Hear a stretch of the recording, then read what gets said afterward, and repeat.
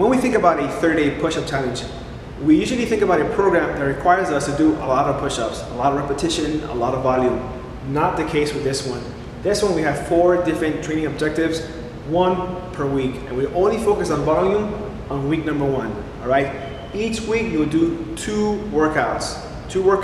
That way you have between 2 to 3 days to rest. You don't want to overtrain the same muscle groups, which is your chest, triceps, shoulders, and the most about the core, even your hips, okay? So week number 1, we focus on volume. What is the easiest way to progress a movement? Either through load or through volume, right?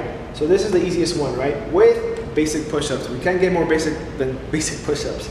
Week number 2, we focus on 3 different push-up variations, right? These I regard them as intermediate push-ups. Hand release push-ups, which has been popular has been made more relevant by the CrossFit community. Really good push-up, very useful. Feet elevated push-up. This one makes us more heavier. It makes us put a lot more load upon our upper body and our core. Single leg push-up is an amazing push-up to work on hip and core stability. Underrated one.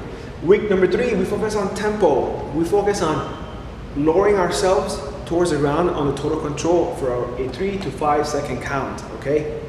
Another underrated training variable. Week number 4, we focus on explosive push-ups. Explosive push-ups, focusing on the fast twitch muscle fibers, all right? These muscle fibers that are found throughout our chest, throughout our triceps, specifically our chest in this movement, these muscle fibers are the ones that have the ability to get bigger, get stronger, and produce more powerful contractions, more powerful force, okay? Again, 2 workouts per week. So let's see them. This is basic push-ups for week number 1. And I have to cover this because you'll be surprised at how many people cannot do regular basic push-ups. So I'm gonna go over a few tips really fast. First one, I think is the forward head posture, okay? This idea of bringing your head closer to the ground, like this. Okay? Guys, everyone does this. Even I do this sometimes. When you're not focusing, we do this forward head posture because we're trying to reach the ground quicker, you know? So easy fix, just look forward, okay? Look forward. The next thing you want to take care of is arm position, elbow position. You don't want to be flared out. You don't want to impinge your shoulder. You don't want to do push-ups like this. You don't want to bench press like this, with your elbows flared out, like this. Take stress off your shoulder, just like this. Produce clean force, clean power, clean strength with your triceps, your chest, okay? Just like this. Okay? You don't want your elbows flared out. And it goes without saying, go all the way down. All the way down, take advantage of a full range of motion. That's the basic push-up for week number 1. So this is feet elevated push-ups for week number 2. You need a stable box or a bench. It looks like this. Just as in a traditional push-up, don't make your head go forward, don't flare out your elbows. And more importantly here, since you're elevated, you can't sag. You still want to work, you still want to make your abs work hard and keep them nice and streamlined. So this push-up gives you, you might want to lead with your chest, okay?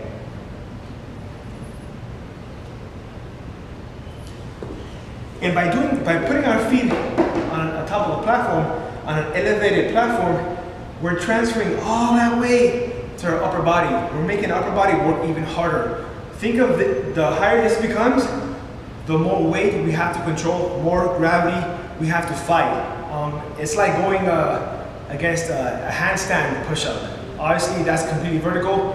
This is still diagonal, but still can make the push-up a lot more difficult. That's the feet elevated push-up. Now we're gonna take a look at single leg push-ups for week number 2.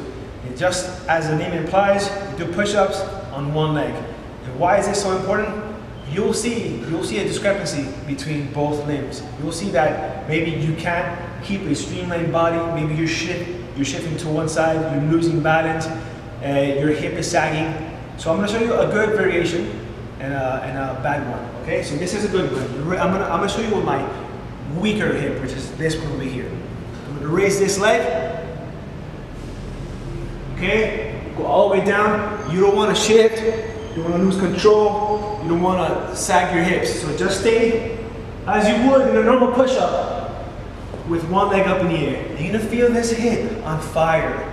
That's awesome. Having stronger hips, super beneficial. Now, I'm gonna show you the other side. And my goal is to, and for your goal too, is to keep your body, again, streamlined, not shifting, not rotating. And for me, this side is a lot easier. That is the single leg push-up. So now we're gonna take a look at hand release push-ups.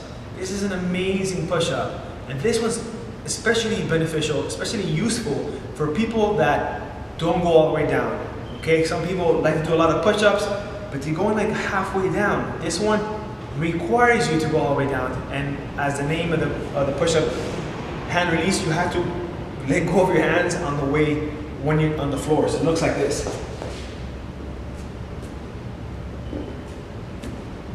Okay, so why is that so important, hand release push-ups? A, you can't cheat. You have to go all the way down. You have to go all the way down and take advantage of a full range of motion. Number two is probably the most important reason, okay? This is core strength.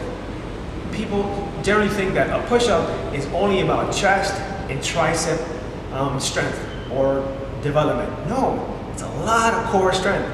And how can you tell, or your coach tell, that you're not using your core is when you push up, when your hand release push-up looks like this.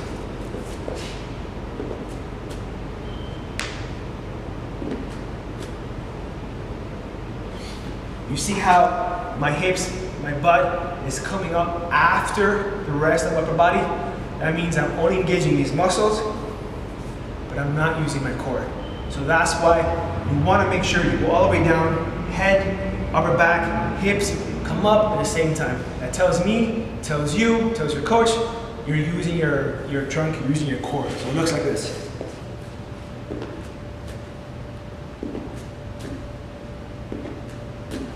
Okay, that's the hand release push-up. So this is tempo push-ups for week number 3. Tempo, adding tempo to push-ups and to any movement is, for me, one of the easiest way to progress in movement. Now let's say you could do 20 push-ups with really great form. You can, how do you make it harder? You can do more push-ups, right? But you can add this variability into it. You can add tempo. So for this one, let's say you could do, again, 20 push-ups with great form. You're gonna do 10 push-ups, but with a 4-second count on the way down, okay? So if you do 4 seconds on the way down for 10 push-ups, and you explode up for a forceful contraction from the bottom, that's anywhere between a 40 to a 50-second set for only 10 push-ups. So I'm gonna show you 5. I'm not gonna show you 10 push-ups, okay? I don't wanna make this video super long. So it looks like this. 4 seconds on the way down.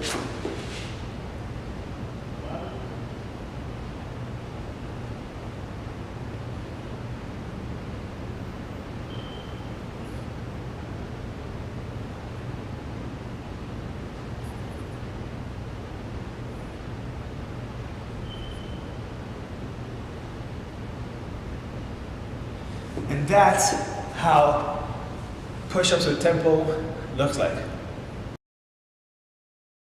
All right, this is week number 4, and we have explosive push-ups. Now, I'm gonna show you 2 ways to do explosive push-ups. You don't really have to do, these traditional plyometric push-ups. There is a trade-off to that. I feel like if the person's doing these plyo push-ups and they're spending too much time on the ground, like you're not coming off the ground quick enough, this push-up isn't for you yet, because you might hurt your wrist. Okay, so on the way down, this is about absorbing force and producing it really quickly. So it looks like this, right?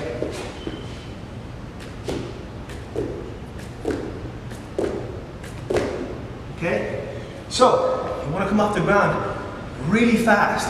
Push away from, think of pushing yourself away from the ground. Now, you can do 2 things if you don't want to do that. If it's too hard on your wrist. Do push-ups on a bench. So feet on the floor and throw yourself away, push yourself away from the bench. So your hands, wrist on top of the bench. This provides a softer landing. Okay, so going back to explosive push-ups, what about Hindu push-ups? What about dive bomber push-ups? Hindu push-ups are beyond taxing, beyond taxing. It requires a lot of back flexibility, hamstring, lat flexibility. It can be made explosive. So it looks like this. Way down, you hover the ground and explode up, fully extending your arm.